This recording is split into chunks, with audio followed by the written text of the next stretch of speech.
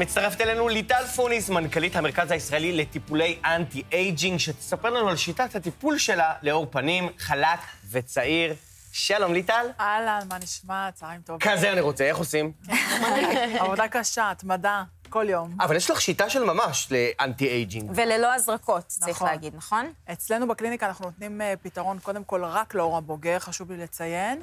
אנחנו לא עושים לא הזרקות, לא ניתוחים, לא דברים פולשניים. הכל זה בצורה טבעית, על ידי מכשורים.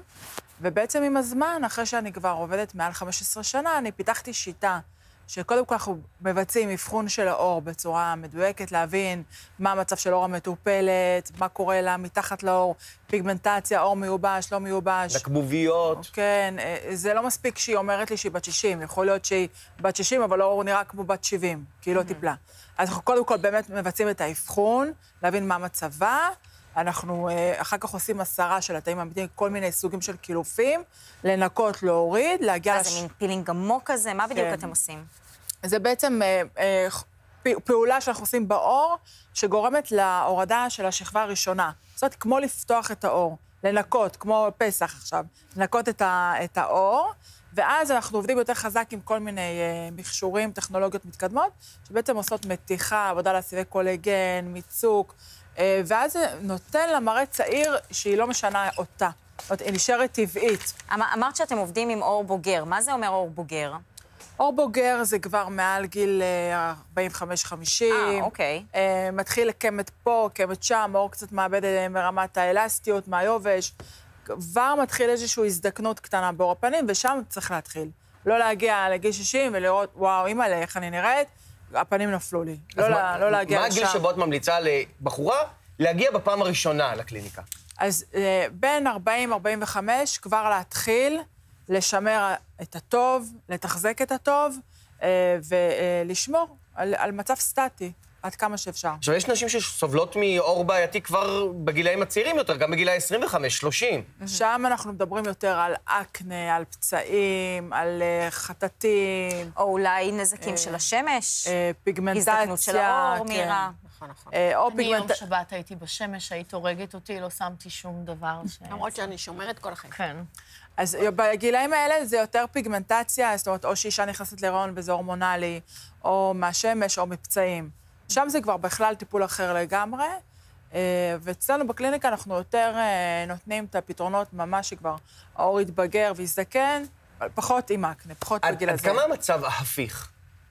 אז זהו, אני אומרת לי גם למטופלות שלי, כל עוד הגוף פעיל, הדם זורם, הלב מתקתק, אפשר לייצר מחדש אור, סיבי קולגן, להוריד פיגמנטציה, עד כמה אפשר, זה לא... אור שכבר נעשה בו נזק, יש קמטים עמוקים למשל, אפשר לטפל בזה גם בלי עכשיו ניתוחים והזרקות? אפשר לטשטש. אני לא יכולה עכשיו מאור ממש ממש מקומט להביא אותה לאור חלק של בת 20, אנחנו יכולים לשפר, לטשטש, לטפל במרקם האור, לעשות אותה יותר קורנת, ויש תוצאות מדהימות.